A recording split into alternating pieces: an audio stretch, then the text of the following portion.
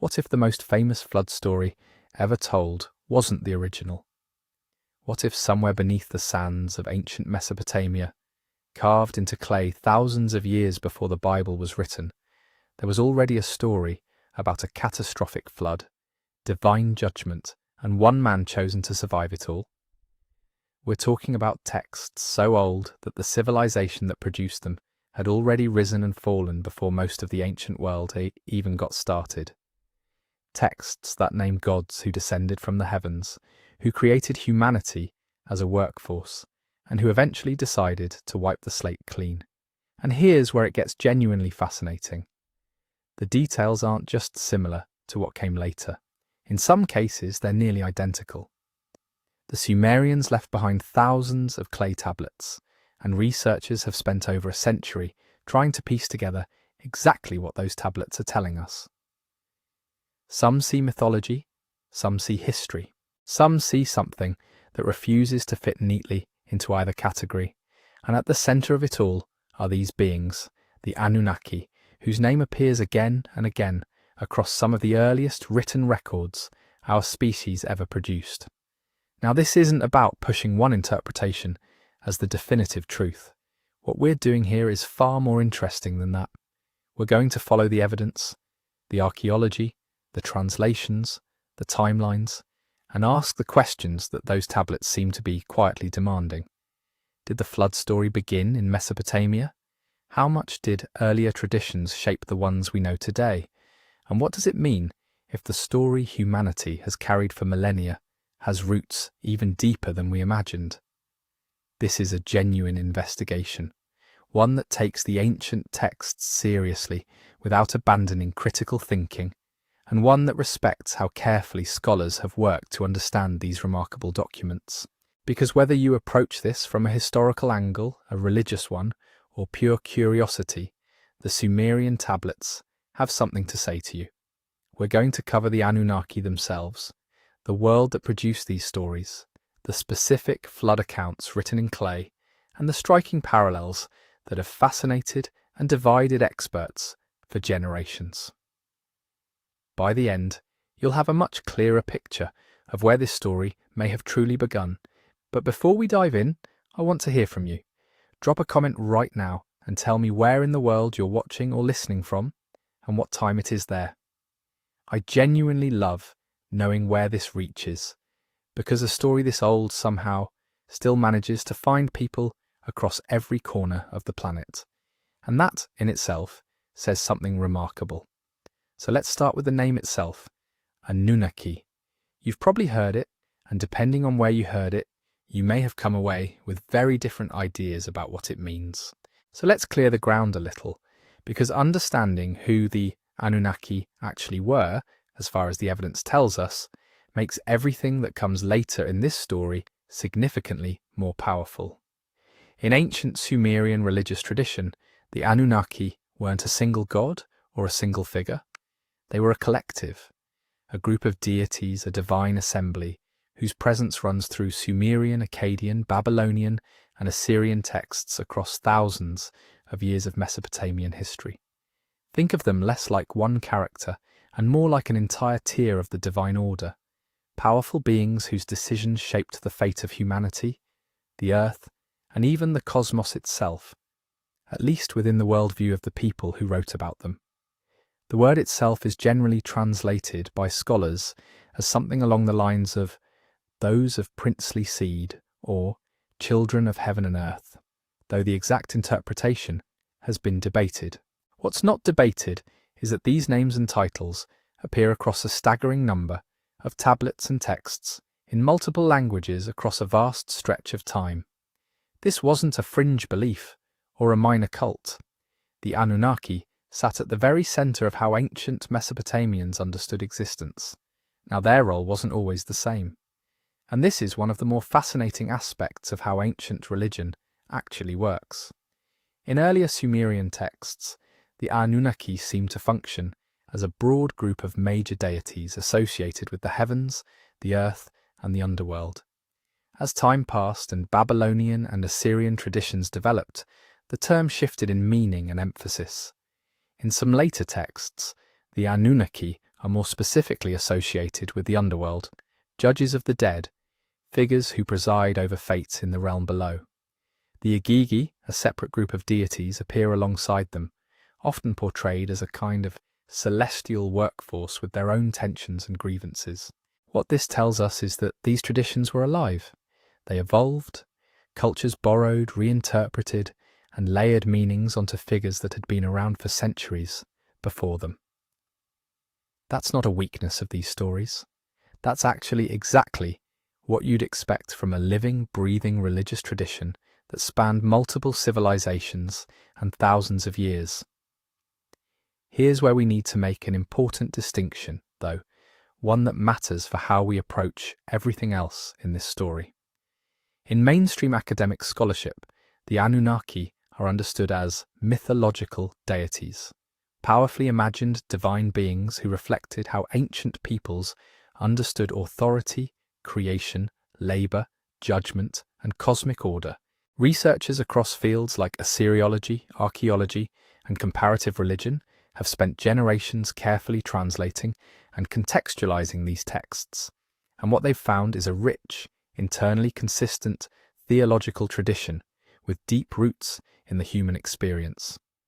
Then there's a very different interpretation that became popular in the late 20th century, particularly through writers like Zecharia Sitchin, who proposed that the Anunnaki were not mythological at all, but literal extraterrestrial beings from a planet called Nibiru, who came to Earth to mine gold and genetically engineered humans as a slave species.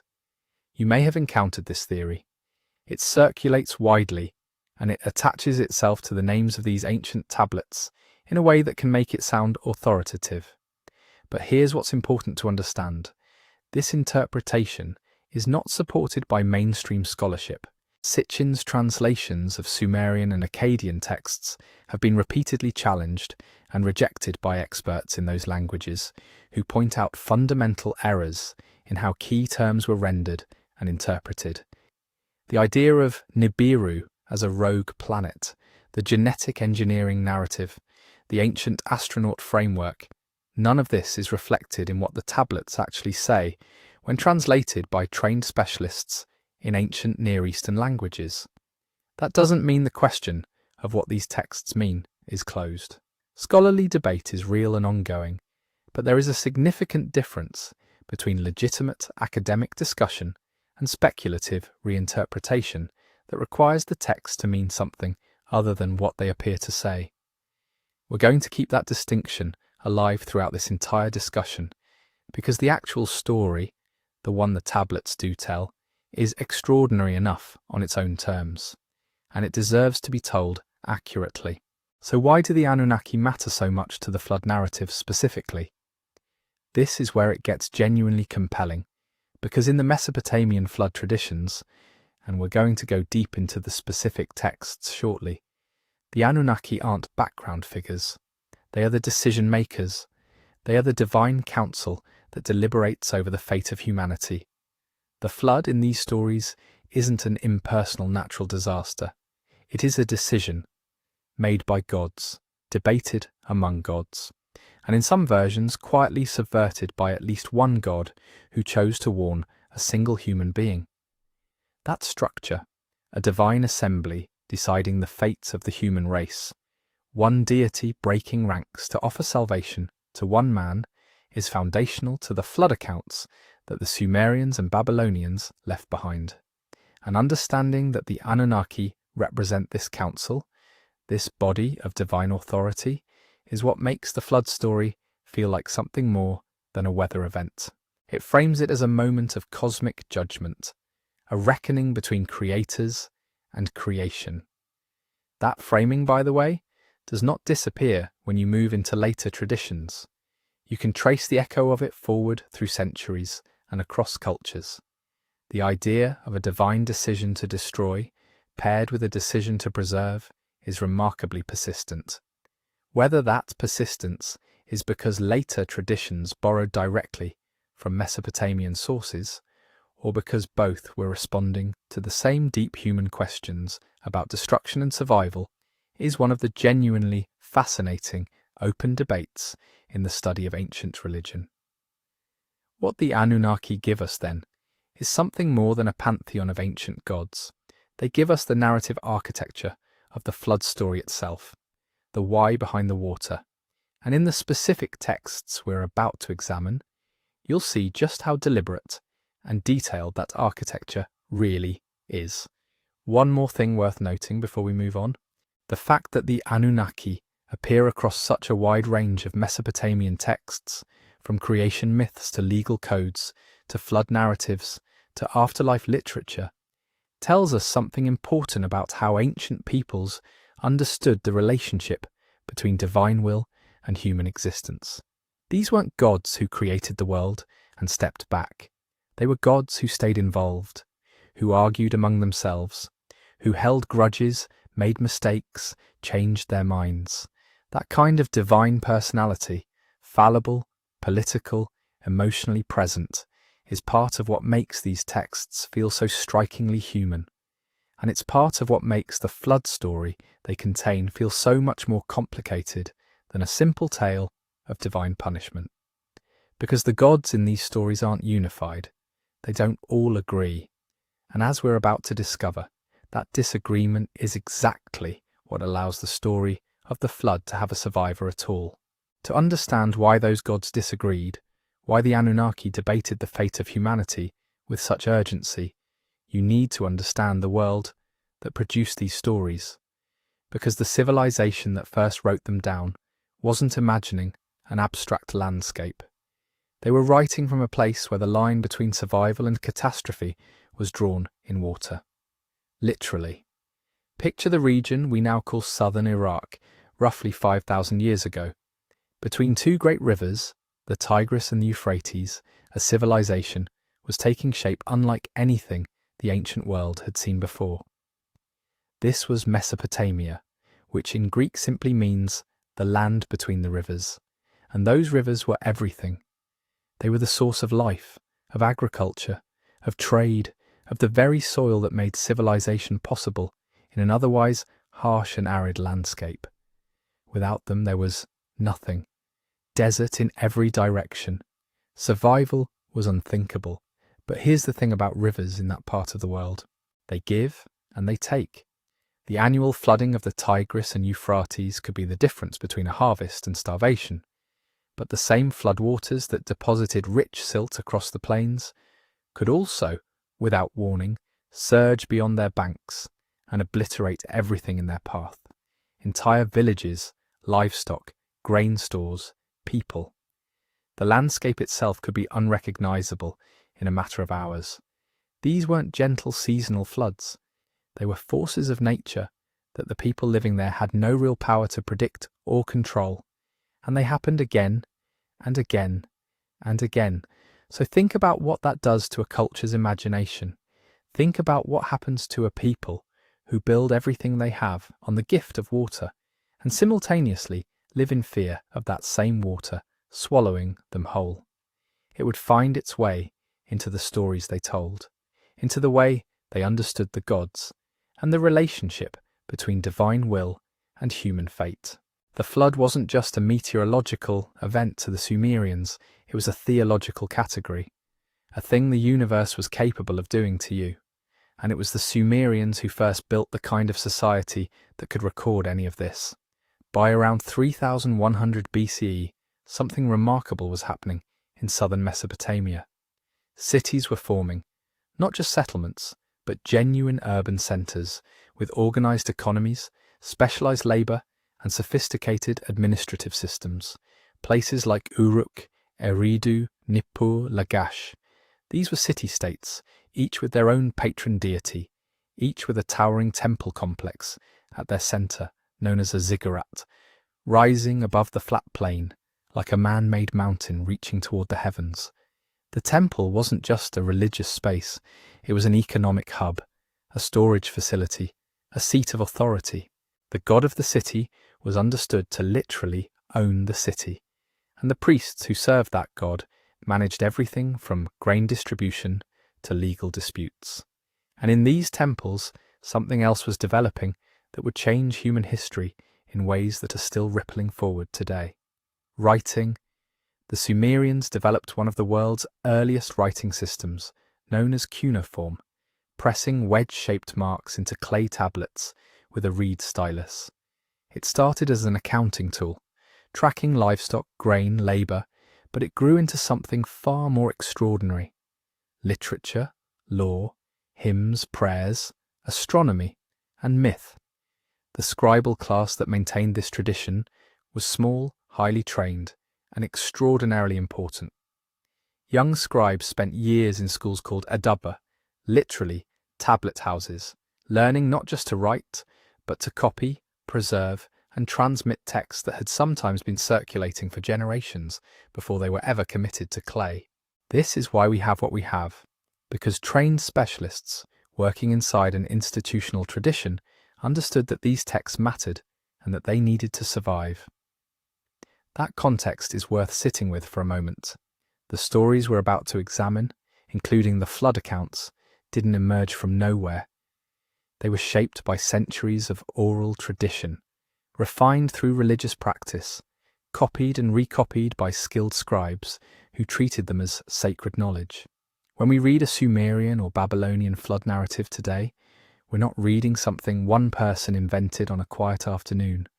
We're reading the distilled product of a civilization's deepest attempts to make sense of the world they lived in, of why things are the way they are, of why the gods do what they do, of why sometimes everything gets destroyed.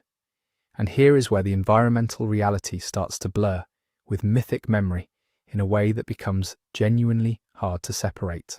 Archaeologists working at ancient Mesopotamian sites have found evidence of significant flood deposits at multiple locations, thick layers of sediment laid down by water, separating distinct periods of habitation. These deposits don't all date to the same moment, and scholars debate what they represent, but the physical record does suggest that this was a landscape shaped repeatedly and dramatically by floods of unusual scale.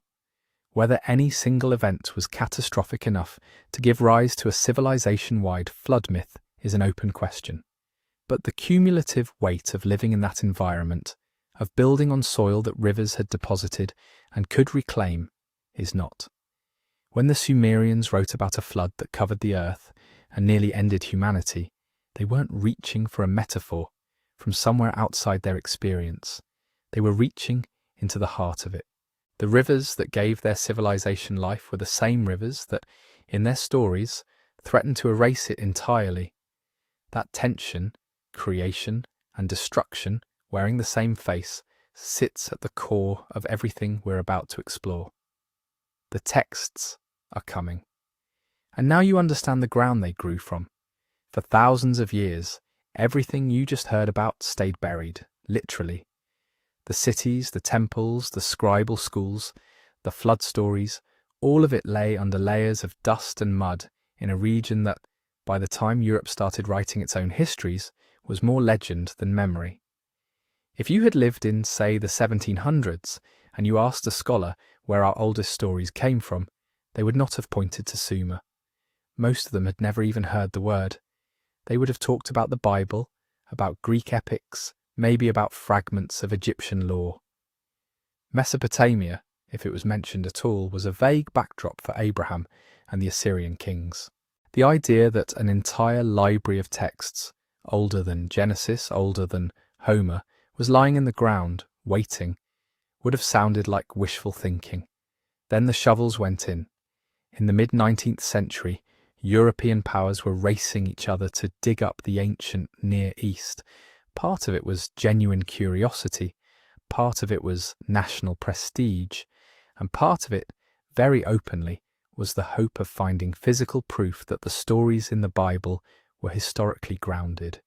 So teams of archaeologists, diplomats, and adventurers started fanning out across what is now Iraq.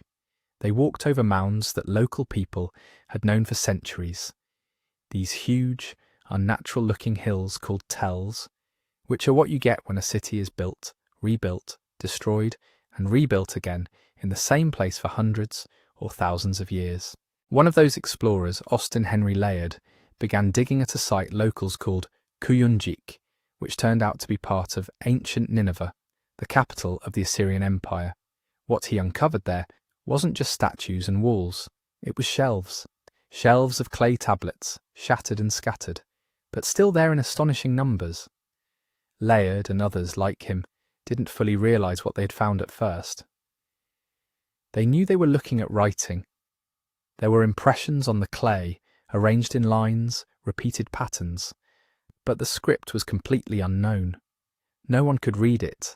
They called it cuneiform, from the Latin word for wedge, because of the angular marks pressed into the surface. It was obviously systematic. It clearly represented language. But which language, and how? Imagine standing in a room full of books where every single alphabet, every single sound is locked. You can see that knowledge exists, you just can't reach it. That's where things stood around the 1840s. The breakthrough came from a mix of luck, persistence, and comparative thinking. Scholars had already begun to crack Egyptian hieroglyphs thanks to the Rosetta Stone, a single inscription written in 3 scripts, one of which was Greek. They hoped for something similar with cuneiform. What they found instead were multiple versions of royal inscriptions, repeated across different monuments, in 3 languages: Old Persian, Elamite, and Babylonian. A massive rock face in what is now western Iran, called the Behistun inscription, became the key. It was a trilingual proclamation of King Darius I, carved high up on a cliff. Copies were painstakingly made and brought back to Europe. Henry Rawlinson and other scholars started comparing the signs in the Old Persian version, which they could start to puzzle out using names known from Greek sources, to the unknown scripts beside it. Slowly, painstakingly, sign by sign, they began to match patterns. A cluster of wedges that appeared every time the name Darius appeared in Greek. That must be Dariavaush. They built up a sign list. From there, they moved to the other versions of the text. Over years of work, cuneiform stopped being an indecipherable pattern and became a readable system. Then came an even stranger realization. Cuneiform wasn't one language. It was a script used for several. At different times and in different places, the same wedge shapes recorded Sumerian, Akkadian, Babylonian, Assyrian, and more. Some of the languages were Semitic, like Hebrew and Arabic. Some, like Sumerian, did not fit any known language family. As scholars learned to read more and more of these tablets, the floor under the study of ancient history shifted. The Bible's oldest stories no longer stood alone in the dark. They now sat beside older, parallel traditions that had been written down 1,000 years earlier in a completely different cultural world. Among the hundreds of thousands of tablets recovered from Mesopotamian sites, 3 sets would eventually become central to any discussion of a primeval civilization-ending flood. What we now call the Eridu Genesis, the Atrahasis epic, and the flood section of the Epic of Gilgamesh. But they did not appear as neat, leather-bound volumes titled Flood Myths of Mesopotamia. They emerged as broken fragments in boxes of rubble. Picture the ruins of a library smashed in antiquity, its shelves collapsed by conquest or fire. Clay tablets fall, shatter, get swept aside by later builders, get soaked in water and baked again by the sun. Centuries pass, more buildings rise on top. When archaeologists finally arrive, they find rooms where thousands of tablet fragments are mixed together like an enormous 3D jigsaw puzzle with most of the pieces missing. From Nineveh's palace library alone, over 20,000 tablets and fragments were shipped back to the British Museum. Others poured in from sites like Nippur, Sippar, Ur and Eridu. Some came from temple archives, others from private houses or administrative offices. Out of this mountain of clay, philologists had to identify which fragments belonged together, which lines completed which narratives, which versions preserved which traditions. The Eridu Genesis, named that by modern scholars, survives as part of a Sumerian tablet thought to have come from Nippur, dating to around the early 2nd millennium BCE. It's badly broken. We don't have the whole story. But in the preserved sections we see gods creating humans, cities being founded, and then a decision by the gods to send a flood. A man is warned, instructed to build a large boat, and given a way to survive. This is, as far as we can tell today, the earliest written version of a great flood that nearly wipes out humanity.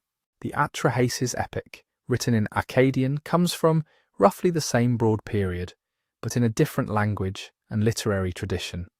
Several clay copies of Atrahasis have turned up, mainly in Old Babylonian archives, each preserving overlapping but incomplete pieces of the story. Together, they tell a remarkably detailed narrative. The gods create humans to do their work. Humans become noisy and numerous, and the higher gods decide to thin the population through plagues, famine, and finally a flood. One god, Enki or Ea, secretly warns Atrahasis, the exceedingly wise, and instructs him to build a boat. Again, we're not reading this from a single pristine tablet. We're reading it from multiple damaged copies, each adding or confirming lines the others lack. And then there's Gilgamesh. The tablets of the Epic of Gilgamesh, especially those from the library of Ashurbanipal at Nineveh, are some of the most famous cuneiform texts ever found. Gilgamesh is a king who goes on a quest for immortality. During that quest he meets Utnapishtim, a mysterious man who lives at the ends of the earth and has been granted eternal life by the gods. Utnapishtim's story, which appears most fully on what scholars call Tablet 11, is a flood narrative. It describes the gods' decision to destroy humankind, the secret warning, the building of an enormous boat, the loading of animals, the storm that rages, the boat resting on a mountain, and the sending out of birds to test if the waters have receded. That tablet was part of the same Nineveh collection, carted off in boxes in the 1800s. It sat, like thousands of others, in museum storage, waiting for someone with enough training and enough patience to piece it together and read it. When British Museum assistant George Smith first realised in the 1870s that he was looking at a Mesopotamian account of a great flood and a survival boat centuries older than the biblical story of Noah, it caused a sensation. It raised questions that scholars are still arguing over today. Was the Genesis account borrowing from Mesopotamian traditions? Were both drawing on some older shared memory? Or were similar environments just producing similar stories? But here's the important part to keep in mind. Every time we talk about the Mesopotamian flood story, we're talking about a reconstruction. We're stitching together texts that are incomplete, sometimes damaged. Right where we most want clarity, lines break off mid-sentence. Entire columns are missing. Different copies don't always agree. A phrase that looks straightforward in one context turns out to carry double meaning somewhere else. Even the titles we use, Eridu Genesis, Atrahasis, Epic of Gilgamesh, are modern labels, conveniences for cataloguing and discussion.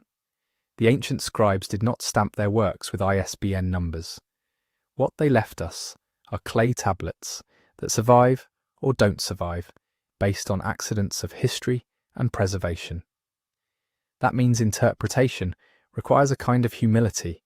It's tempting to see a clean line of transmission, to say, first came this story, then this one copied it, then that one adapted it, as if we were watching a neat family tree grow. The reality is messier. Multiple versions seem to have coexisted. Oral traditions likely ran alongside written ones. Scribes sometimes updated older stories with newer theology or royal ideology. And we, sitting thousands of years later, see only the fragments that happen to make it across that enormous gap. But those fragments are enough to show us something extraordinary. That long before the book of Genesis was written, people in the land between the rivers were already telling detailed stories about gods who lose patience with humanity, a world-destroying flood, and a single human family saved by secret knowledge and a boat. To see how those stories actually unfold, and how each version shapes the flood for its own purposes, we have to go into the texts themselves, and that's where we're headed next. When we zoom in on the earliest flood accounts, one name stands out as the ancestor of them all: Ziusudra. You don't hear that name in Sunday school, You don't see it much in popular media, but buried in a damaged Sumerian tablet from around 4,000 years ago, Ziusudra appears as the first known human to ride out a divinely sent, world-ending flood. In the fragment we call the Eridu Genesis, the story doesn't begin with catastrophe. It begins with order. The gods establish cities for humans.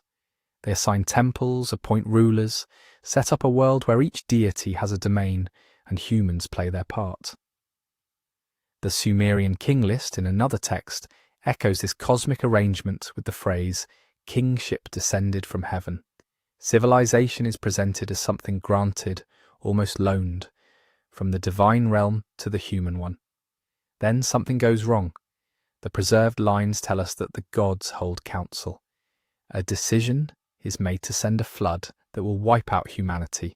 The text does not fully explain why. Unlike later versions that clearly blame human noise or sinfulness, the Sumerian tablets breaks off right where you'd expect the motivation to be clarified. We see the result, not the reasoning. One god, however, refuses to let humans vanish. That god is usually identified with Enki, the cunning water-associated deity, who often plays the role of protector and trickster in Mesopotamian stories. In the broken lines we find hints that Enki, or a god strongly resembling him, warns a human king-priest named Ziusudra. Ziusudra is described as pious, devout, someone who listens to his god. The text calls him a king of Shuruppak in later traditions, and that city does show up archaeologically as a real place, but in the Eridu Genesis fragment we don't get his full job description. We just know that, among all humans, he's the one singled out and given a chance. How is he warned? This is one of those places where the gaps in the clay torture modern readers. In Atrahasis and Gilgamesh, the warning comes in more detail. In the Sumerian version, the line that likely described the exact method is damaged. Some scholars think Enki whispers through a wall or speaks in a dream. Others propose that the text once contained a more elaborate speech. The surviving bits only let us say this with confidence. Ziusudra receives advance notice that a flood is coming, and he is told to build something big enough to survive it. The basic pattern is already in place: divine decision, secret warning, construction of a vessel, survival through a world-destroying storm, and a transformed aftermath. According to the preserved part of the tablet, Ziusudra is instructed to build a large boat. We're not told its dimensions, its shape, or its materials. The famous square arc described later in the Epic of Gilgamesh, the cubit-by-cubit instructions in Genesis, those details are missing here. The Sumerian narrative is more schematic, or at least that's all we can see of it. We do, however, get a sense of scale.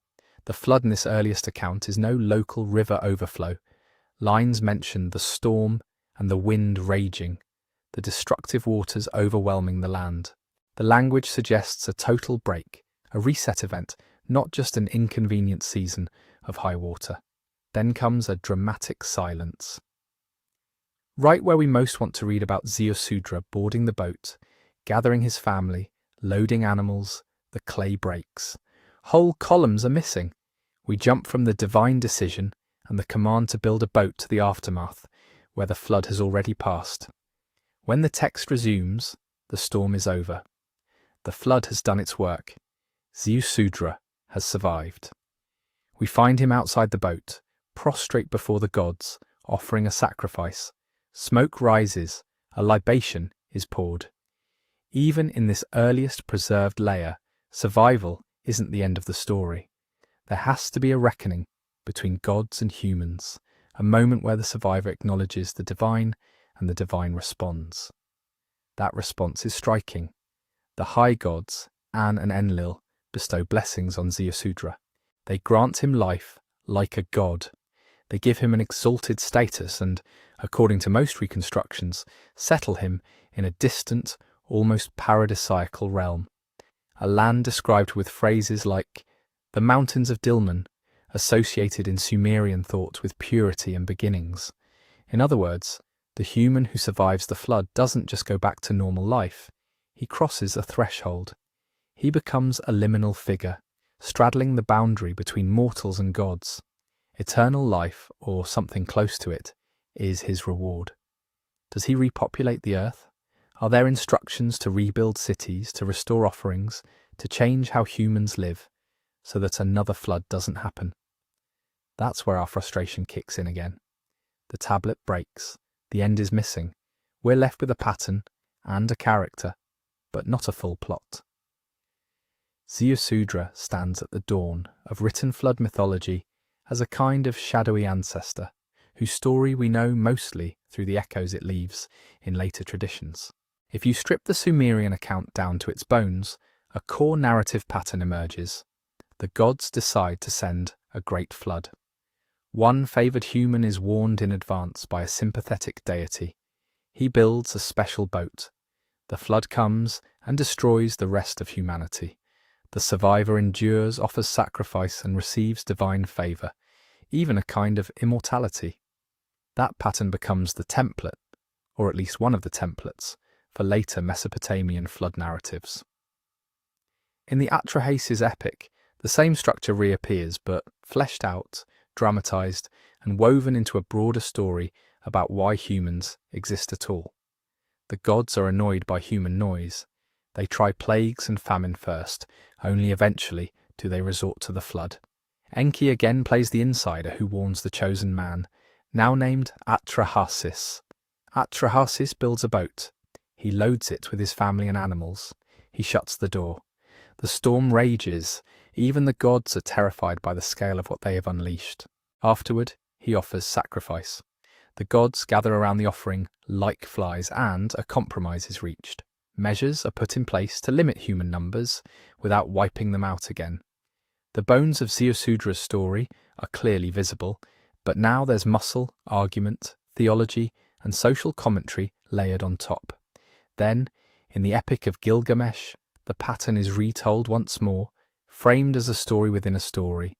Gilgamesh, searching for eternal life, meets Utnapishtim, a man who has already lived through the flood and been granted immortality. Utnapishtim's account is again familiar in structure: divine counsel, secret warning, boat construction, storm, survival, sacrifice, divine blessing. But this time the emphasis shifts to the question Gilgamesh is asking: how can a human become like a god and escape death? Utnapishtim's answer is basically, you can't.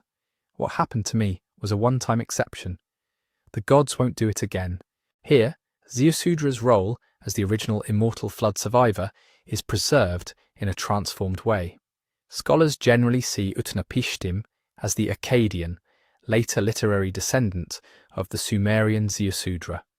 Atrahasis, too, seems to be another branch of the same tradition. The names change, the languages shift, the theological emphases evolve, but the underlying pattern remains stubbornly recognizable. This is why those broken Sumerian lines matter so much. They are the earliest written witness to a story pattern that will be retold, reworked, and reinterpreted for centuries, across Mesopotamia, and eventually beyond. At the same time, it's important to notice what we don't know. We don't know exactly how much older the Ziusudra story was than the tablet that preserves it. Writing captures only a slice of a much longer oral tradition. Storytellers could have been telling flood tales long before any scribe pressed a wedge into clay. We don't know every motivation or nuance the original listeners would have heard. Was the flood framed as punishment, as cosmic housekeeping, as the inevitable byproduct of divine politics?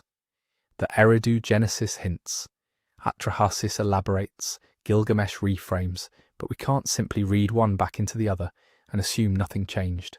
We don't even know how fixed the story was. Different cities may have had their own versions, different priesthoods, their own spins, different kings, their own preferred emphases. We happen to have the version a particular scribe in Nippur thought worth copying around 1800 BCE, because that's what survived. Despite all that uncertainty, one thing is clear. By the time later Babylonian and Assyrian scribes were composing their masterpieces, the idea of a primeval flood sent by the gods, survived by one specially warned human in a boat, sealed with sacrifice and rewarded with favour, was already deeply rooted. Ziusudra is the quiet ancestor behind Atrahasis, behind Utnapishtim, and, most likely, behind a whole family of later flood heroes. And if Ziusudra sets the pattern, Atrahasis is where that pattern explodes into full narrative power, where divine annoyance turns into divine anger, and the flood becomes not just a backdrop, but the climax of a long conflict between gods and humans. That's where we're going next. In the Atrahasis epic, the flood doesn't come out of nowhere. It's not a random tantrum from a moody sky god. It's the end point of a long, escalating conflict between the divine rulers of the cosmos and the noisy, multiplying humans they created. The story opens before there are any humans at all. In the beginning, only the gods exist, and even among them, there's a hierarchy. The higher gods, like Anu and Enlil, enjoy the prestige. The lower gods do the heavy lifting, literally. They dig canals, they dredge rivers, they move earth and control water, the very infrastructure that makes life in Mesopotamia possible. If you've ever seen images of those huge irrigation works in history books, Atrahasis imagines gods doing that job before humans show up, and they hate it. The lesser gods finally snap. They revolt against Enlil, the god of wind, air and authority, who rules the earth realm. They surround his house. They burn their tools. They threaten a kind of divine labour strike. This is where the story takes a sharp turn. To resolve the crisis, the gods decide to create a new workforce, humans. With the help of Enki, the clever underground water god, who always seems to find loopholes, they fashion humanity from a mixture of clay and the blood of a sacrificed god. Humans, from the start, are not an accident. They're a solution. They exist so the higher gods never have to dig another canal. In the logic of Atrahasis, humans are created to ease divine suffering. We were made so the gods could rest. At first it works. Humans take over the labour. They cultivate fields, they maintain irrigation, they make offerings. The gods get worship and free time. The cosmic machine hums along. Then, as in so many origin stories, success creates a new problem. Humans prosper, they increase, they build cities, fill the land, and crucially, they make noise. A lot of noise. Atrahasis is very clear about this. The human's noise rises up and disturbs Enlil's sleep. Whether you imagine that as literal sound, the clatter of cities, the clamour of festivals, or as a metaphor for their growing impact on the world, the message is the same. Human life becomes intrusive. Enlil, the god responsible for order and authority, cannot stand the disturbance. His divine rest has been ruined by the very creatures who are supposed to guarantee it. The solution he chooses is not compromise, it's control. But he doesn't jump straight to the flood. That's one of the most revealing things about the Atrahasis story. The flood is the final desperate measure, not the first resort. Enlil calls a divine council. The gods gather, and instead of immediately choosing annihilation, they experiment with different ways to shrink the human population and dampen the noise. First they send a plague. Disease ravages the land. People die in large numbers. The logic here is harsh but coherent. Fewer humans means less noise, less strain on the divine realm. But the story is not simply a catalogue of disasters. It's also a contest of wits and loyalties among the gods themselves. Because Enki is not on board. Enki, who helped create humans in the first place, seems to feel a responsibility toward them. He's a god of wisdom, fresh water and underground depths, a liminal figure who often works from the shadows. In Atrahasis, that role comes into full view. He secretly instructs Atrahasis, whose name literally means something like exceedingly wise or extra wise, on how to respond. Or two, Enki tells Atrahasis to gather the elders, proclaim a religious fast, and direct worship toward another god. In some versions, Namtar, associated with disease and the underworld. The people offer sacrifices, perform rituals, and plead for mercy. The god of plague is appeased. The disease stops. Enlil is furious. From his perspective, the whole point of the plague was to reduce the humans and restore cosmic quiet. Enki has sabotaged the plan. He's broken ranks. He's shielded humanity from a divinely sanctioned population check. So Enlil tries again. This time, he sends drought and famine. The rains stop. Crops fail. Starvation bites. Once more, the humans suffer. Once more, Enki finds a way around the decree without openly defying the council. He whispers instructions to Atrahasis again. Divert offerings to the god of rain. Adjust rituals. Manipulate the cosmic economy. The right deity is honored. The drought breaks. The famine lifts, and humanity rebounds. Enlil's anger deepens. The pattern repeats with a third attempt, sometimes described as another form of famine or a limitation of fertility. Each time, Enki keeps the humans alive. Each time, Enlil's patience drains away. By the time we reach the decision to send a flood, the tension isn't just between gods and humans, it's between gods and gods. On one side is Enlil, the champion of strict order, cosmic silence, and absolute control. On the other is Enki, the advocate of flexibility, adaptation, and the continued existence of a noisy human race. When the council finally agrees on the flood, it's framed as a drastic reset.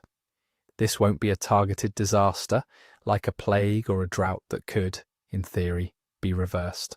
A flood, especially in Mesopotamian imagination, with its low-lying river plains and history of devastating inundations, means erasure, wiping the slate clean, starting again. To prevent Enki from intervening yet again, the gods bind themselves with an oath.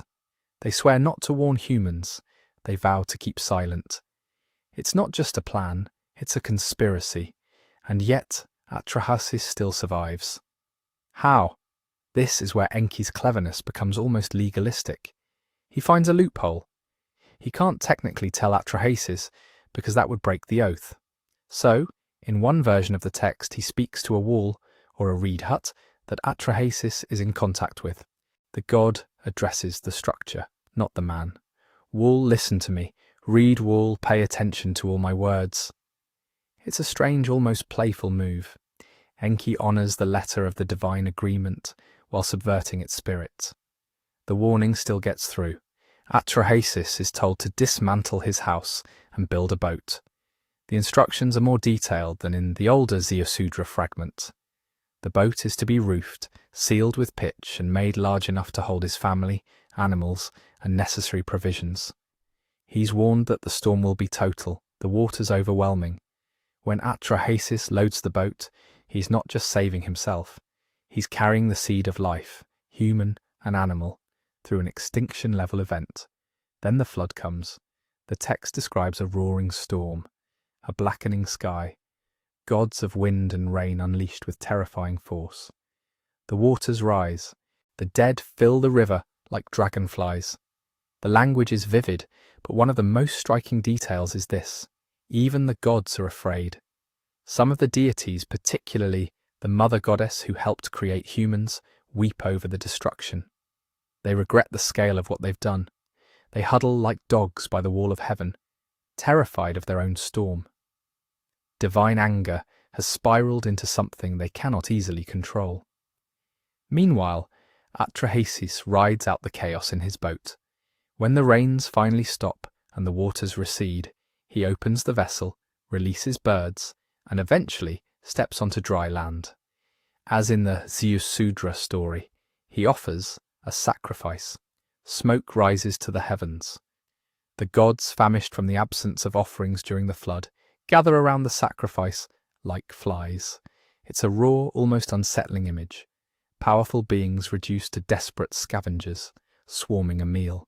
It underlines something embedded in Mesopotamian thought, that gods depend on human ritual, at least symbolically, just as humans depend on divine order. Enlil arrives and sees that someone has survived. His anger flares again. Who broke the oath? Who warned the human? For a moment, it looks like the whole cycle of divine wrath is about to repeat. But this time, the other gods push back. They argue that total annihilation is too extreme. Enlil's solution has gone too far. Humans are troublesome, yes, but wiping them out completely removes worship, sacrifice, and the whole system the gods themselves put in place. A compromise is reached. Instead of using floods to manage human numbers, new, more controlled measures are introduced. The text mentions things like shorter human lifespans, infant mortality, and a class of women set apart, sometimes interpreted as priestesses who do not bear children. It's brutal, but it's also a kind of grim social theory. The world will continue with humans in it, but their growth will be curbed by built-in limits. Death, disease, and social institutions become tools for maintaining balance. Atrahasis himself fades from the story at this point. Like Ziusudra and later Utnapishtim, he becomes a liminal figure, remembered as the one who survived. But the real climax of the epic isn't just his rescue, it's the new arrangement between gods and humans that emerges from the crisis. This is what makes Atrahasis more than a dramatic disaster tale. It's a story about why humans exist, why we suffer, and why death and inequality are woven into the fabric of the world. Noise isn't just literal sound. It symbolizes human impact, growth, and disturbance. The flood isn't only water, it's the extreme edge of divine anger, when order feels threatened. Enlil and Enki, in turn, are not just characters.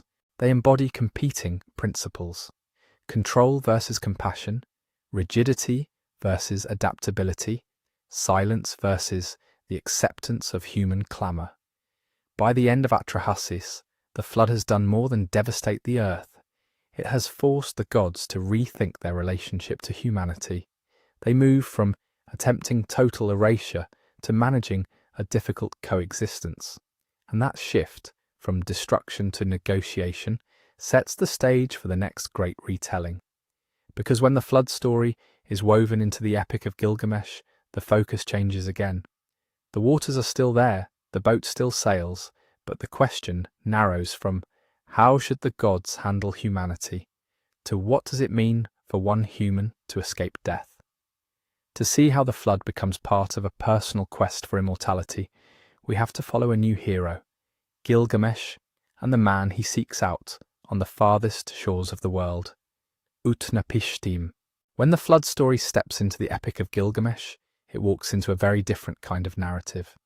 Atrahasis is about the birth of humanity, divine overreaction, and a negotiated truce. Gilgamesh is about one man coming to terms with the fact that he will die. The flood in this version isn't the main event. It's a memory inside a larger tale, a story within a story, told by the only human granted something like immortality, Utnapishtim. Gilgamesh himself is introduced as a king of Uruk, part god, part man, all ego. He builds walls, rules harshly, and pushes his people to the edge. To check his power, the gods create a wild counterpart, Enkidu, who lives among animals until he's drawn into human society. Gilgamesh and Enkidu fight, become inseparable friends, and launch into heroic exploits together. They slay the forest guardian Humbaba. They kill the bull of heaven, sent by the goddess Ishtar after Gilgamesh spurns her advances. It's thrilling, violent, larger than life. And then the gods strike back. Enkidu falls ill. His death is slow, agonizing, and completely beyond Gilgamesh's strength to prevent. For the first time, this unbeatable king runs into something he cannot wrestle to the ground. Mortality. He breaks. The text shows him wandering in animal skins, hair unkempt, roaming the wilderness like a man unhinged. The great builder of walls abandons his city. His heroism mutates into desperation. He has one idea left. If death is the problem, then he will go to the only person who has apparently escaped it, a man who, according to stories, lives at the edge of the world, far beyond the known lands, at the mouth of the rivers, a man the gods once chose to save from a world-destroying flood, Utnapishtim. Gilgamesh's journey to find him is long and strange. He passes through mountains guarded by scorpion beings. He trudges through complete darkness. He crosses the cosmic waters with the help of a boatman named Urshanabi. By the time he reaches Utnapishtim, Gilgamesh is exhausted, physically and spiritually. He has lost his friend, his pride, and his certainty. What he wants now is simple and impossible: the secret of eternal life. Utnapishtim doesn't answer with a clear yes or no. He answers with a story. He tells Gilgamesh that he wasn't always deathless. He was once a regular ruler in a Mesopotamian city, often identified as Shuruppak, living in the days when the gods still met in council and made terrible decisions that shook the world. Then comes the familiar pattern, but now folded into his personal tale. Utnapishtim describes how the great gods decided to send a flood. The reasons are only hinted at in this version. The Epic of Gilgamesh borrows much of its flood material from the older Atrahasis story, but trims away some of the background argument about noise and overpopulation. What it keeps is the conspiracy and the secret warning. Ea, the Akkadian name for Enki, again plays the role of the clever, sympathetic god. Bound by an oath of silence, he still finds a way to alert his chosen human. As in Atrahasis, he speaks indirectly, addressing Utnapishtim's house rather than Utnapishtim himself. Reed house, wall, wall, listen, reed house, pay attention, wall. Through this loophole, Utnapishtim hears what he is not supposed to hear: the decree of doom and the instructions to survive it. This is where the boat enters the story, and where modern readers often lean in. Ea tells Utnapishtim to abandon his possessions, leave his house, and build a ship. The description in Gilgamesh is surprisingly technical. The tablets give measurements, proportions, and materials in a way that has fascinated scholars, engineers, and of course, those looking for parallels with later biblical accounts. The boat is to be enormous, multi-decked, and completely sealed. In one version, it is described as a cube, equal in length, width, and height, with 7 levels and 9 compartments per level. Whether or not that reflects actual shipbuilding practice, it conveys something important. This is not a little raft of survival. It's a floating world, a contained cosmos riding above annihilation. Utnapishtim is told to roof it over, to cover it with pitch inside and out, to make it watertight.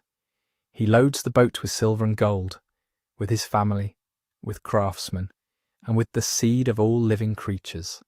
This phrase, seed of all living things, is one of the details that will echo strongly for later readers of Genesis. Utnapishtim also has to trick his neighbours.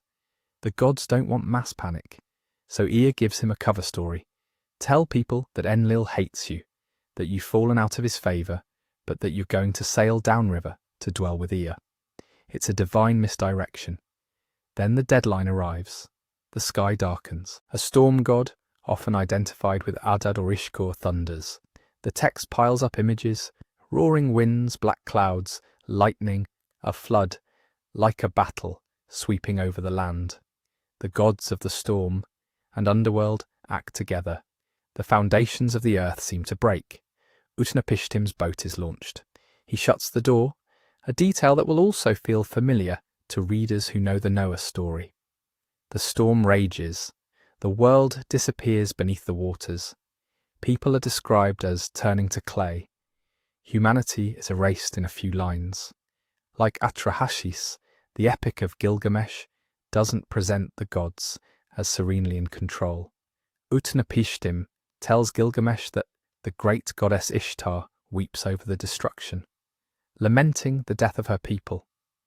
The gods cower at the edge of heaven, regretting the scale of the disaster they themselves unleashed. For 6 days and 7 nights, the storm howls. On the 7th day, the sea grows quiet. The storm's heart breaks. The flood begins to recede. Now comes a sequence that has become one of the most analysed parts of the entire epic: the mountain landing and the birds. Utnapishtim's boat comes to rest on a mountain called Nisir, a name that doesn't correspond straightforwardly to a known modern peak, but in the story it functions like an anchor at the edge of the world. For several days the ship clings there. The waters are still too high. The land is not yet visible. To find out whether the earth has emerged, Utnapishtim releases birds. First a dove. It flies out, circles, and returns. There's nowhere to land yet. Then a swallow. Same result. It comes back because it finds no resting place. Finally, a raven. The raven flies out and does not return. It finds dry ground, food, or trees, some sign that the world is becoming habitable again. At that moment, Utnapishtim knows the crisis is passing. He opens the boat. He releases the animals. He steps onto dry land and makes an offering. The sacrifice is described as rich and fragrant, and once again the gods gather to it like flies. This is the pivot point. Enlil arrives and discovers that humans have survived what was meant to be total obliteration. Angry, he demands to know who betrayed the oath. Ea answers, not with an apology, but with a kind of lecture. He chides Enlil. Was a flood really necessary? Couldn't lesser punishments have been used to correct human behaviour, like lions, wolves, famine, or plague? The argument we saw developed in Atrahasis is compressed here into a brief rebuke. The outcome, though, is striking. The gods grant Utnapishtim and his wife a unique status. They are taken and settled at the mouth of the rivers, a far-off liminal place often imagined at the edge of the world. There, they are given a life that does not end in the usual way. Not quite a god, no longer fully human, Utnapishtim becomes a boundary figure, the living memory of the flood, and the only human who has passed through death's door without staying there. That's the story he tells Gilgamesh. When he finishes, the implication hangs in the air. This was a one-time event, a unique gift born out of cosmic crisis, not a repeatable path. Gilgamesh, who has come all this way, hoping to learn the secret of immortality, is left with a hard truth.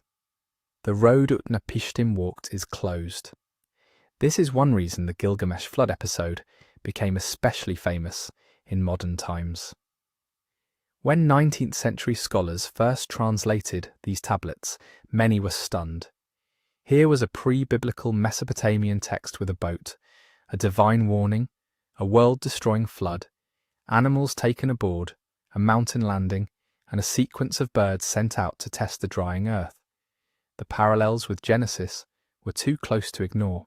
The Epic of Gilgamesh quickly became central to debates about the origins of the biblical flood story. Did the writers of Genesis borrow from Mesopotamian tradition? Were both drawing on a common, older pool of oral tales? Or was there some historical flood event that both cultures remembered in different ways? The answers are still argued over, but one thing is clear. The Gilgamesh version gave modern readers a full, dramatic, and relatively well-preserved account that could be placed side by side with Noah's story. Yet if we only read it as a proto-Noah, we miss what it's doing inside its own epic. For Gilgamesh, the flood is not primarily a theological explanation for why disasters happen. It's evidence in a personal trial about life and death. Utnapishtim's narrative proves that the gods can grant immortality, but also that they rarely, almost never, do. His survival is tied to a singular catastrophe and a singular divine decision. There is no ritual, no heroic deed, no secret formula that Gilgamesh can copy. To drive the point home, Utnapishtim tests him. He sets a simple challenge: stay awake for 6 days and 7 nights. If Gilgamesh can defy sleep, maybe there's hope he can defy death. Gilgamesh fails almost immediately. He drifts off and Utnapishtim quietly marks the days with loaves of bread, each one left to grow stale as evidence. When Gilgamesh wakes and protests, Utnapishtim points to the mouldy bread. Time has passed. He could not conquer even the smallest cousin of death. In a final gesture of compassion, Utnapishtim reveals a plant that grows at the bottom of the sea, a prickly, difficult plant, that can restore youth. Gilgamesh retrieves it, already dreaming of sharing it with the elders of Uruk and giving them renewed vigour. On his way home, a serpent steals it while he bathes. The snake eats the plant, sheds its skin, and slithers away, rejuvenated. The chance at renewed life is gone. The hero who sought to escape death entirely ends up with the same fate as everyone else, and that, in a sense, is the real function of the flood in Gilgamesh.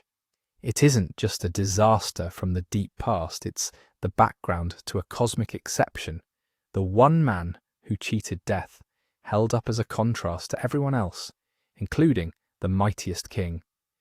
By tying the flood story to Utnapishtim's unique immortality, the Epic of Gilgamesh turns a tale of divine anger and survival into a meditation on limits. Yes, there was a time when the world was wiped clean and rebuilt. Yes, one human carried the seed of all living things through that annihilation. But that doesn't mean immortality is a standard option on the menu of human existence. For Gilgamesh and for the audience, the flood becomes a mirror. It reflects the terrifying power of the gods, the fragility of human life, and the uncomfortable truth that even the greatest achievements, walls, cities, epics, cannot change the basic boundary. Humans die. Later, when the biblical writers shape their own flood narrative, they will take many of the same raw elements, boat, mountain, birds, sacrifice, and place them inside a very different framework of covenant and morality. Before we compare those stories directly, though, it's worth pausing on what's already visible. By the time we reach Gilgamesh, the Mesopotamian flood legend has shifted from cosmic labour disputes to a personal quest for meaning. The water is the same, the boat still floats, but the question has crystallised into something painfully human. If someone once escaped death, what does that say about the rest of us who cannot?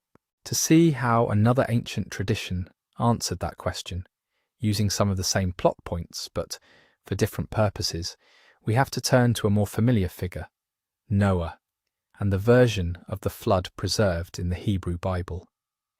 When most people today hear the flood, they don't think of reed houses and Enlil's council.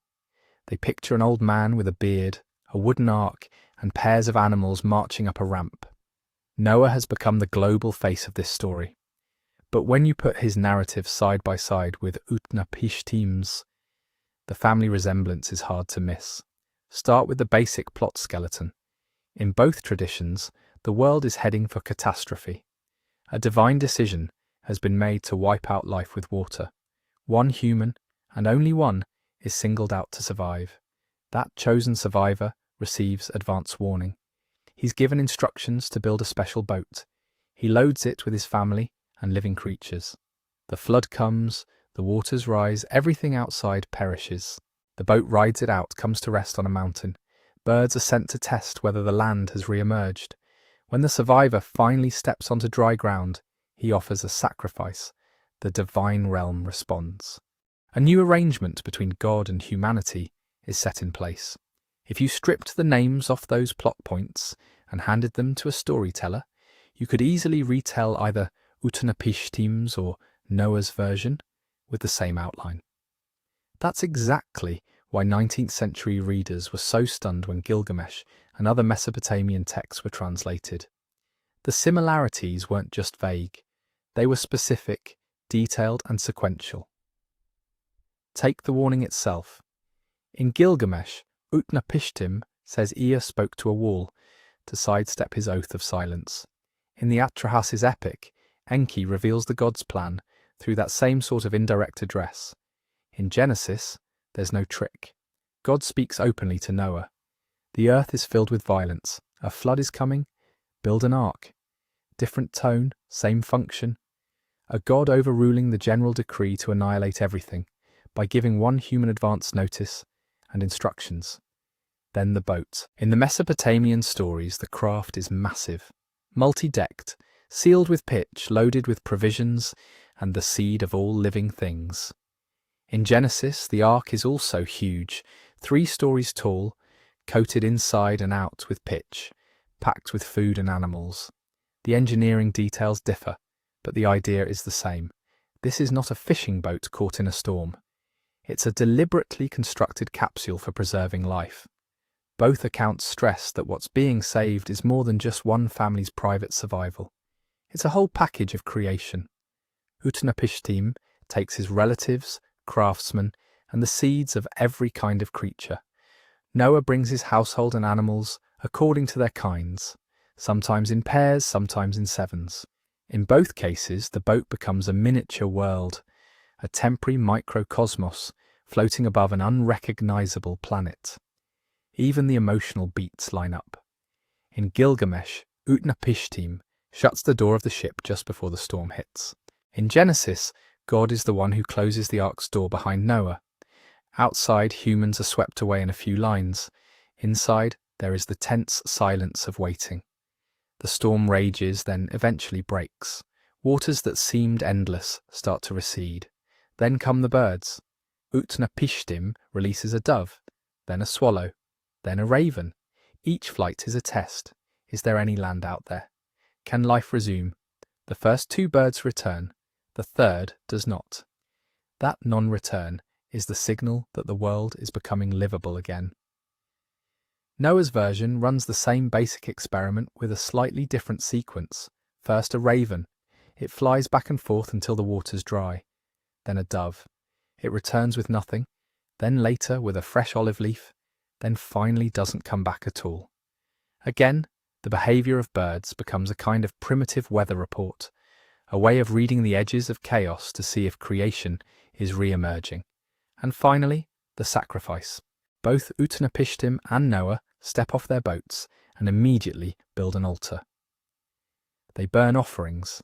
In Gilgamesh, the gods smell the sacrifice like flies and gather around it. In Genesis, the Lord smells the pleasing aroma and responds with an inner decision. Never again will I curse the ground because of humans in this way. In both cases, the smoke from the altar becomes a pivot point. It marks a transition from destruction back to relationship. All of these details together make it difficult to argue that the biblical and Mesopotamian stories are just vaguely similar, because lots of cultures have flood myths. The constellations of motifs are too close. Specific kinds of birds, mountain landings, sealed arks, chosen survivors, post-flood offerings. But just as important as the parallels are the differences, especially when it comes to what these stories are trying to say about the divine, about humans, and about why the flood happens in the first place. In the Mesopotamian accounts, the gods are many. They argue, panic, and change their minds. In Atrahasis, lower gods rebel against the drudgery of work, leading to humans being created as a labour force. When humans multiply and become noisy, the gods become irritated. The flood is partly a drastic population control measure. In Gilgamesh, the reasons are blurred, but the divine council is still divided. Enlil orders annihilation. Ea undermines him. Ishtar regrets everything once she sees the carnage. The decision feels impulsive, emotional, even petty. Genesis presents a very different picture. There is one God, not a squabbling committee. The decision to send the flood is framed in deeply moral terms. The earth is filled with violence, corruption, and evil intent. Humanity's problem isn't just noise. It's injustice, bloodshed, and a broken creation. The flood becomes a kind of cosmic judgment, not merely a divine overreaction. That shift also changes the role of the hero.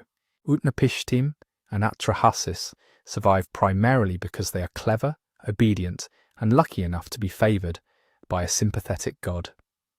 Their personal righteousness is not heavily emphasised.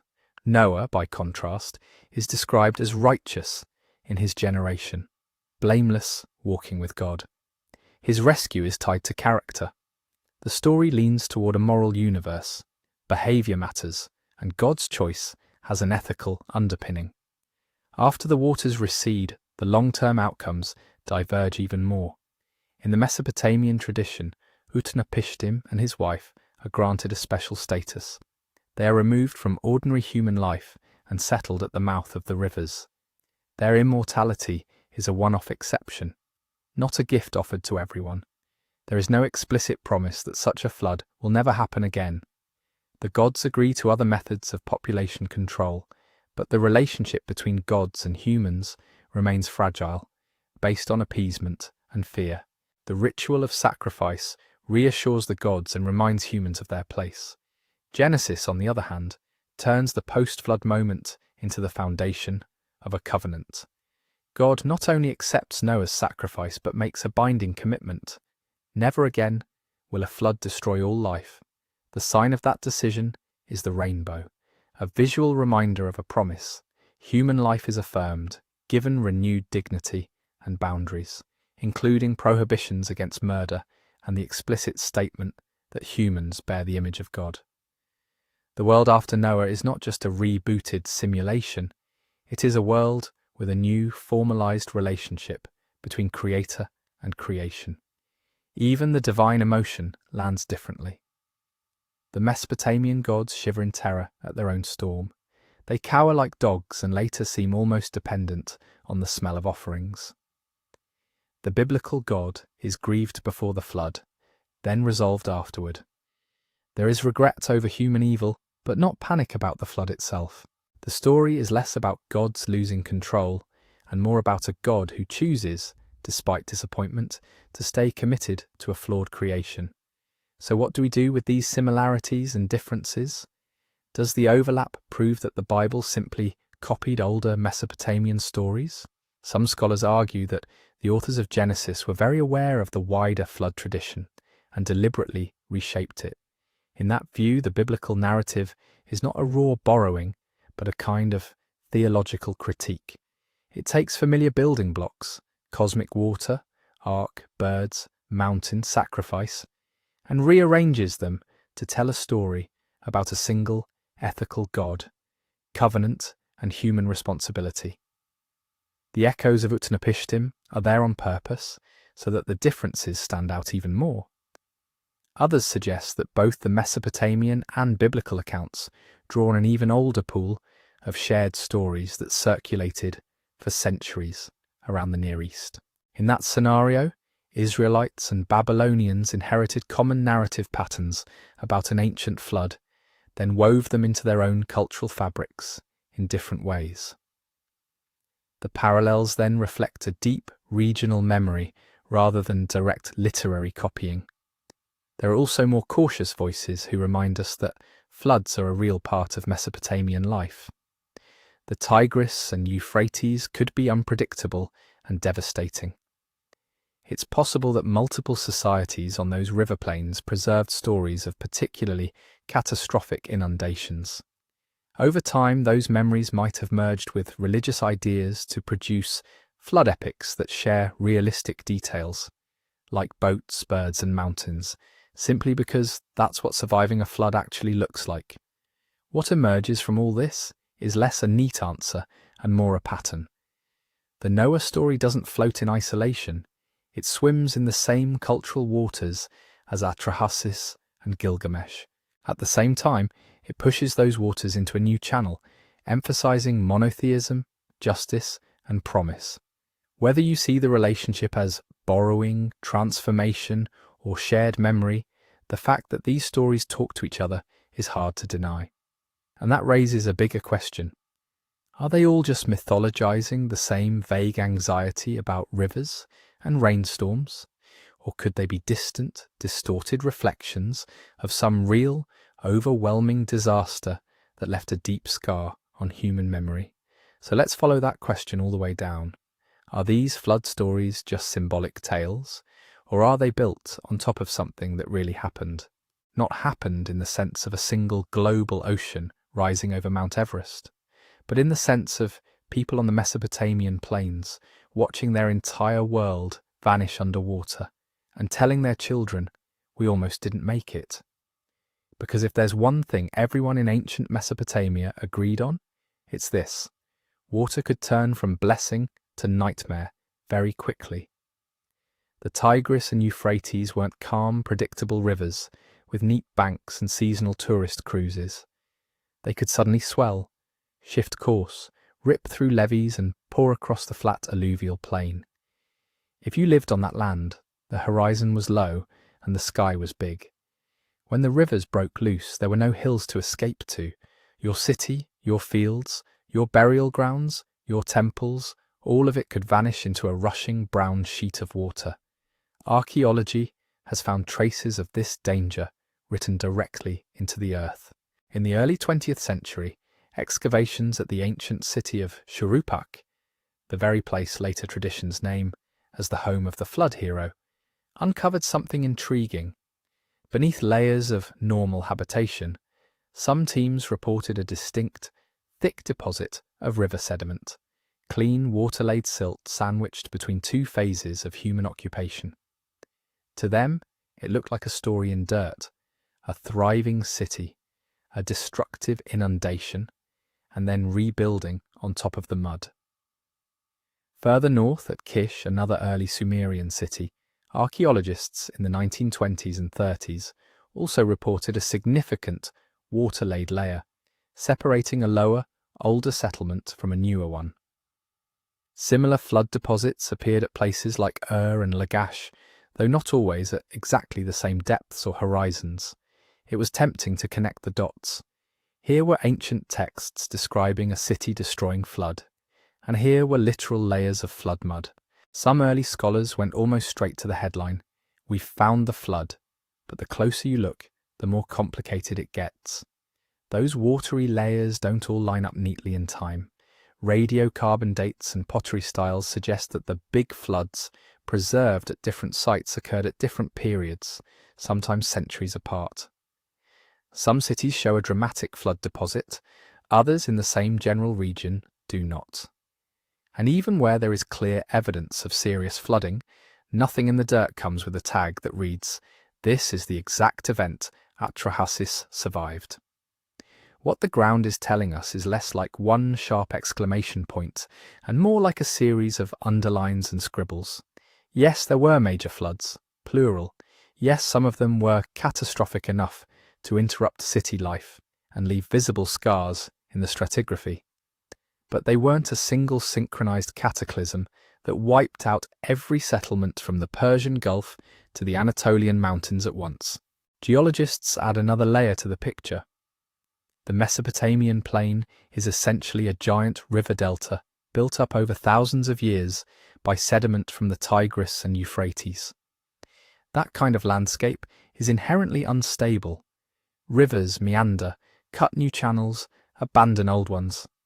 Heavy storms in the upstream highlands can send sudden surges roaring down into the lowlands. In years when snowmelt, seasonal rains, and local storms line up badly, you can get what amounts to a super flood. Not global, but absolutely world-ending if your world is a few clustered cities and the farmlands that feed them. There are also broader climatic shifts to consider. Around the end of the 4th millennium BCE, and again later in the 3rd millennium, the Near East experienced episodes of environmental change, shifts in rainfall, river behaviour, possibly even regional droughts, and their sudden reversals. In such unstable periods, an already dangerous river system could become even more unpredictable. So we have real rivers, real floods, and a landscape primed for disaster.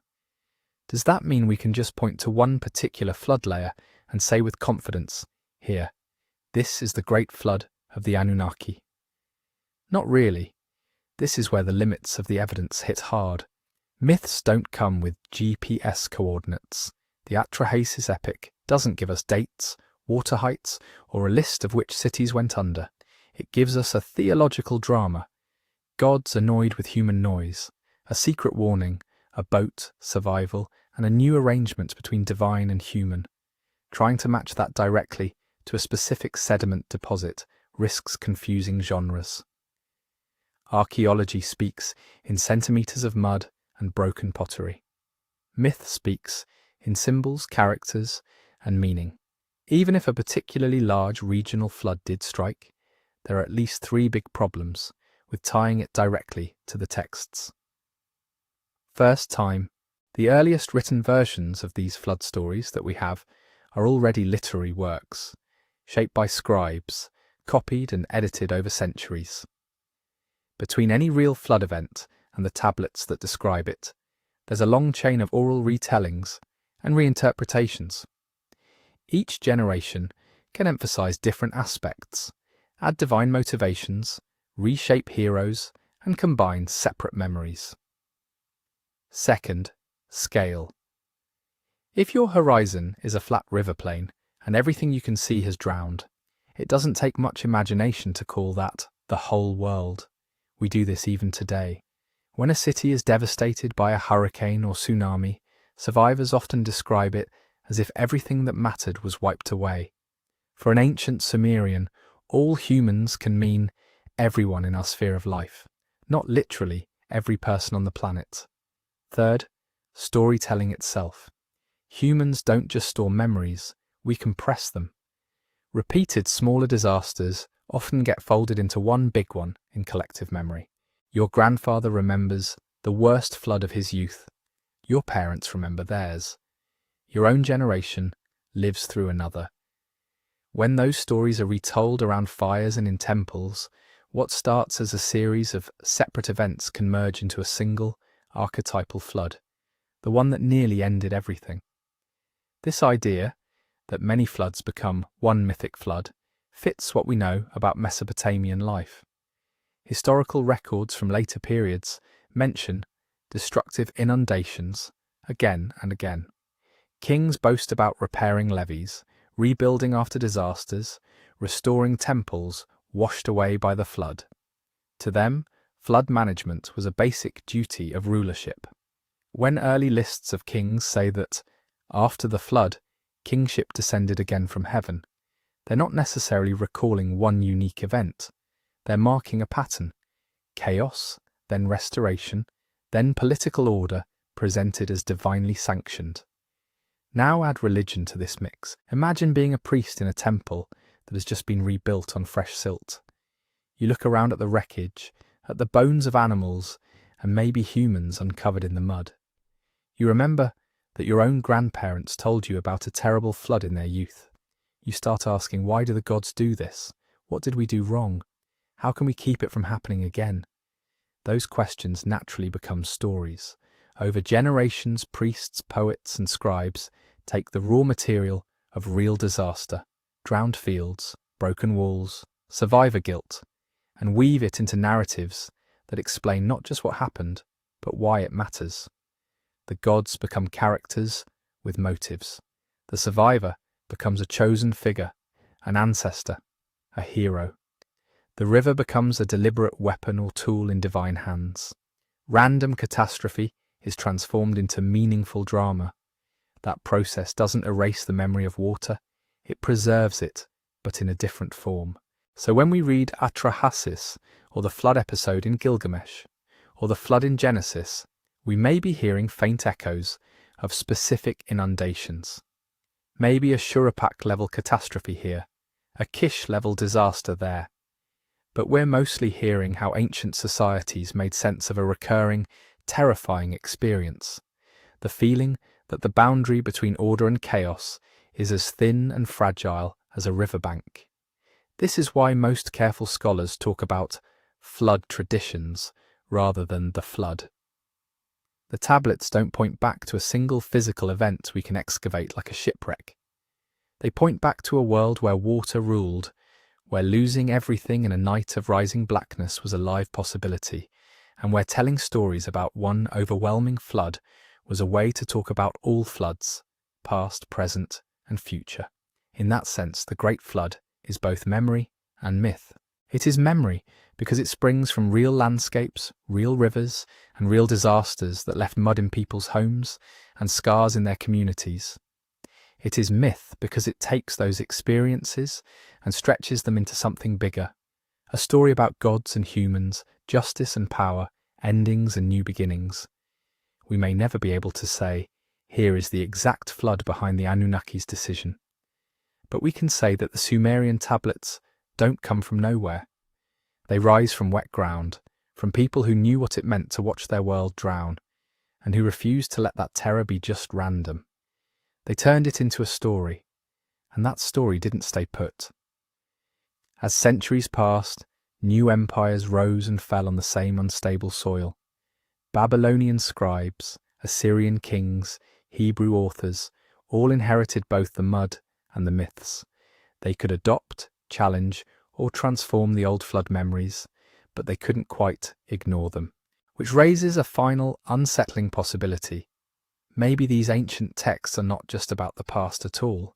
Maybe they're also warnings about what happens when the waters rise again, whether from rivers, from human violence, or from the chaos we unleash ourselves. To see how those warnings were reshaped in later ages, we have to follow the flood forward, into new theories and new retellings that would push the story even farther from its muddy origins. When we follow the flood forward, we don't just move through time, we move into a hall of mirrors. Because the story of the Anunnaki and the Great Flood didn't stop with clay tablets buried in the ruins of Mesopotamian cities. It kept getting reread, reimagined, and in some cases completely re-engineered into something the ancient scribes would barely recognize.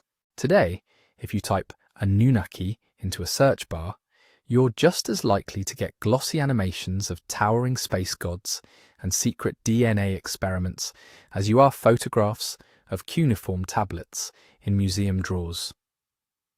How did we get from muddy river plains and cranky storm gods to interstellar engineers and hidden histories? The turning point doesn't happen in ancient Babylon.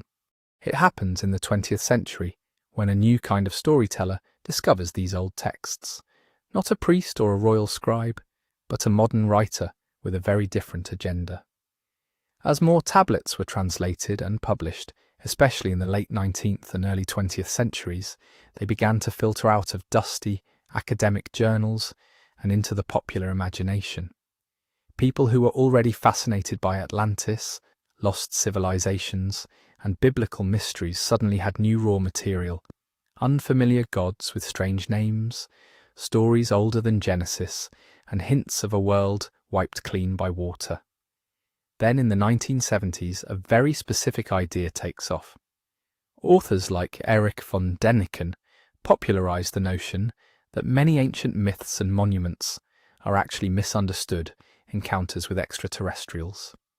In this view, gods weren't symbolic beings or spiritual forces. They were physical visitors from another planet, wielding advanced technology that ancient people could only describe in religious terms. The Anunnaki were a perfect fit for this framework. Here you have a group of powerful beings descending from the heavens, shaping humanity's fate, deciding at one point to wipe most humans out with a flood, then later granting a chosen survivor knowledge, life, and some kind of covenant. For someone already convinced that ancient people met astronauts, this sounds less like theology and more like a science fiction plot. Writers like Zecharia Sitchin push that connection even further. Reading Sumerian and Akkadian texts through a very particular lens, Sitchin argued that the Anunnaki weren't just gods.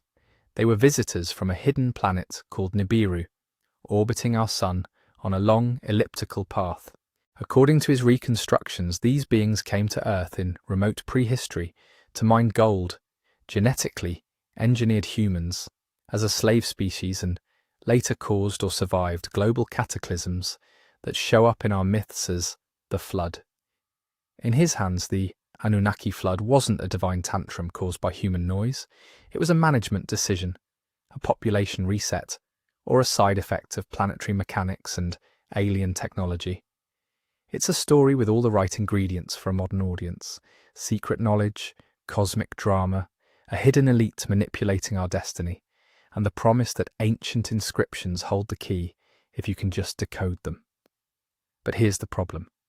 When you line up these interpretations next to what the tablets actually say, the match is loose at best. In the original Mesopotamian context, the Anunnaki are not described as aliens from a specific planet in our solar system. They are part of a divine hierarchy that spans sky, earth, and underworld.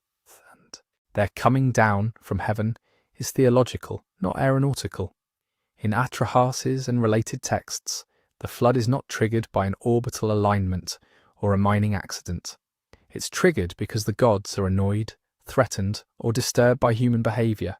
There is no Sumerian word for Nibiru that clearly means undiscovered planet with a 3,600-year orbit. The cuneiform term that gets translated as Nibiru in some contexts is a flexible astronomical expression, a crossing point, a reference to Jupiter, or a marker in the sky, not a missing 12th planet packed with gold-hungry engineers. When you read the tablets in sequence, in their own languages, with parallels from other texts, the core picture that emerges is surprisingly consistent.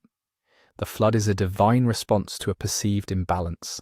Humanity's numbers, noise, or sins have become intolerable. The gods attempt several ways of reducing that burden: disease, famine, drought, before finally opting for a catastrophic flood. One god, sympathetic to humans, sneaks a warning to a chosen figure, who builds a boat and survives.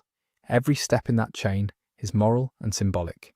It's about order and chaos, obligation and mercy. To turn those lines into aliens genetically modified our DNA and then staged a flood to cull the workforce requires a long series of creative leaps, stretching ambiguous words, ignoring genre, cherry-picking phrases, and filling in vast blank spaces with modern fears and fantasies about technology and control. That doesn't mean people who like these ideas are stupid. It means the story they're drawn to isn't really coming from the tablets, it's coming from somewhere else, because underneath the spaceships and conspiracy talk, the same human anxieties are still pulsing. The notion that powerful, hidden beings shaped us, watch us, and occasionally decide to wipe the slate clean is old. The Sumerians told it with storm gods and river floods. Modern writers retell it with aliens and planetary disasters.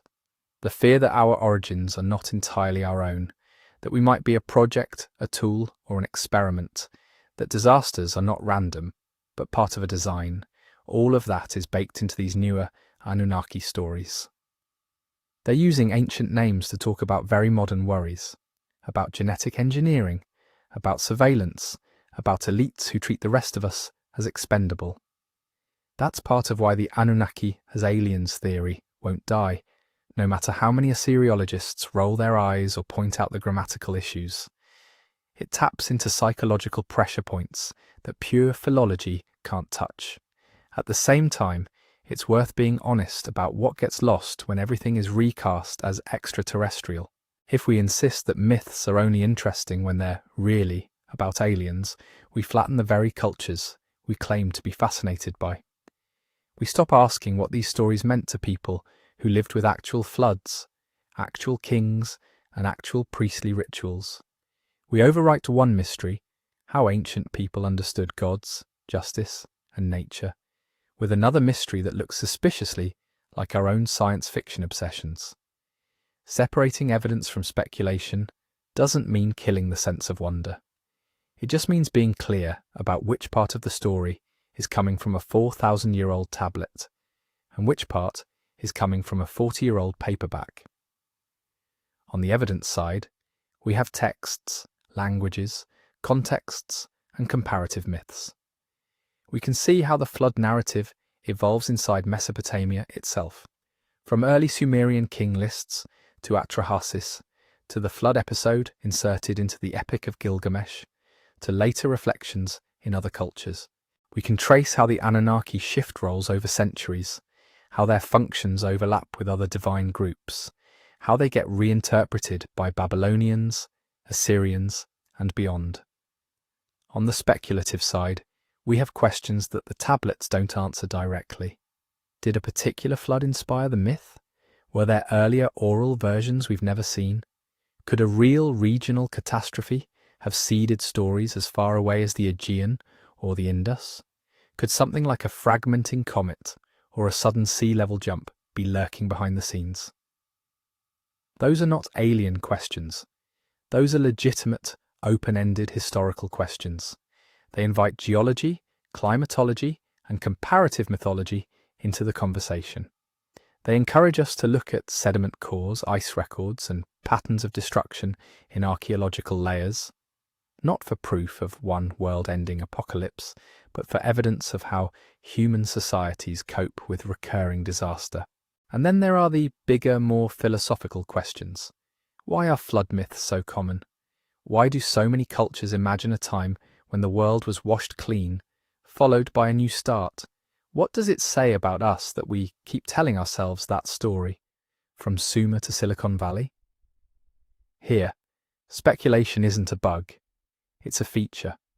We can and should explore possibilities, test them, argue about them.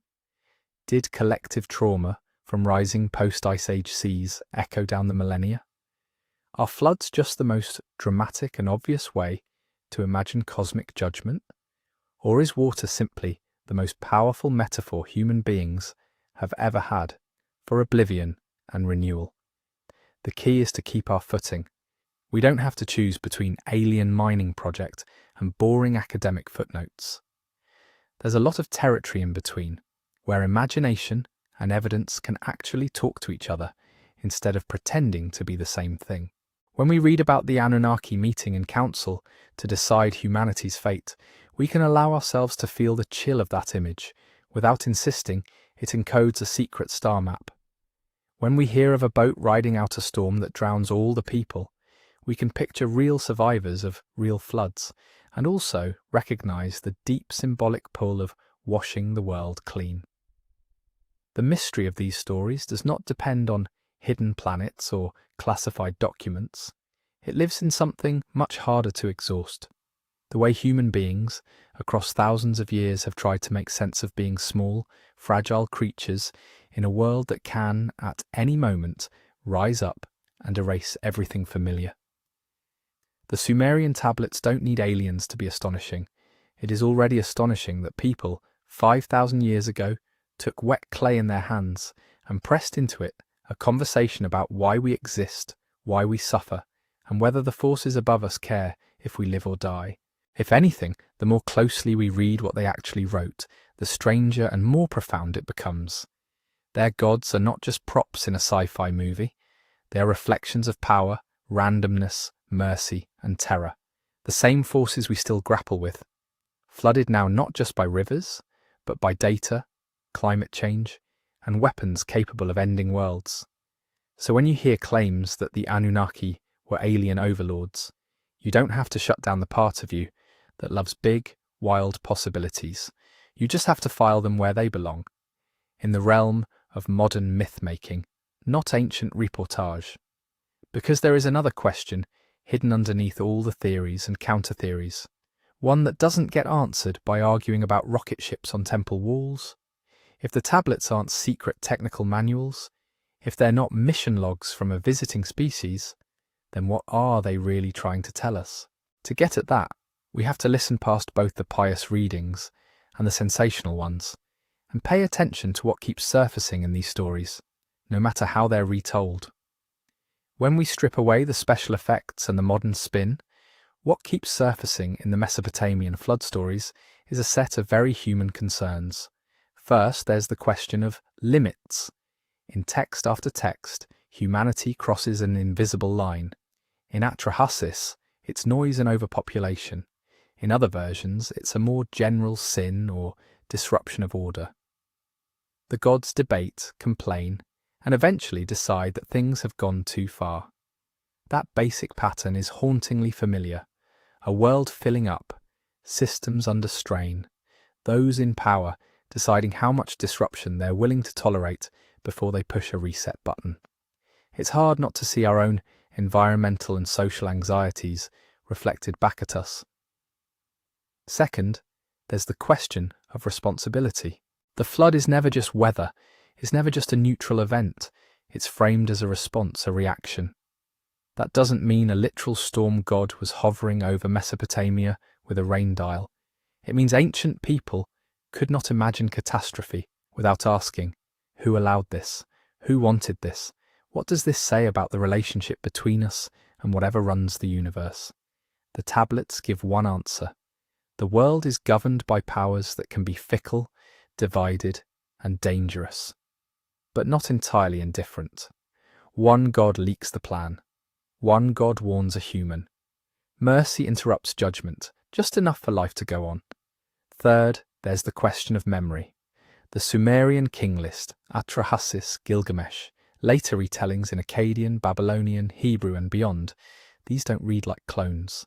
They read like a family of stories slowly diverging, each generation keeping what still feels meaningful and remixing the rest. Sometimes the focus is divine politics. Sometimes it's the hero's ingenuity in building the boat. Sometimes it's a theological puzzle about justice, or a meditation on why human life is short. What we can say with some confidence is that the Mesopotamian flood tradition is older than the biblical version, and that there is a web of influence connecting them. Ideas, phrases, and even specific plot beats travel across languages and centuries. But it's not a simple one-way pipeline where the real story sits in Sumer, and every later version is just a bad copy.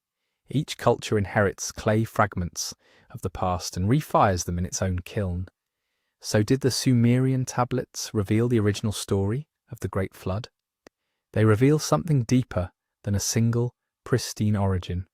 They show us a moment early in a much longer conversation about disaster, survival, guilt, and grace that different societies kept having with their gods and with themselves. They reveal continuity, familiar images and themes moving from Sumerian hymns to Babylonian epics to Hebrew scripture, and much later to our own novels, films, and fringe theories. They also reveal uncertainty, gaps in the tablets, missing lines, broken contexts. We don't know what earlier oral tales were already circulating. We don't know how many local floods, how many village traumas fed into this grand cosmic deluge. Most of all, they reveal that stories don't pop into existence out of nowhere, fully formed. They evolve, they borrow, they argue with what came before. The Anunnaki Council becomes the divine assembly of later gods, which becomes the heavenly court of later monotheisms, which becomes, in some people's hands, a boardroom of extraterrestrial CEOs. Same basic shape, different answers to the same set of fears. If we let the tablets be what they are, ancient attempts to wrest meaning from a dangerous world, they don't shrink, they expand. They connect mud brick cities on the Tigris and Euphrates to flooded valleys, coastal towns, and data centers facing rising seas today. They remind us that for at least 5,000 years, humans have been telling themselves a story that starts with the waters rising and ends with someone, somehow, stepping onto dry land again. If you've enjoyed diving into that long, tangled history with me, take a moment to like this video, subscribe to the channel, and share it with someone who loves ancient mysteries.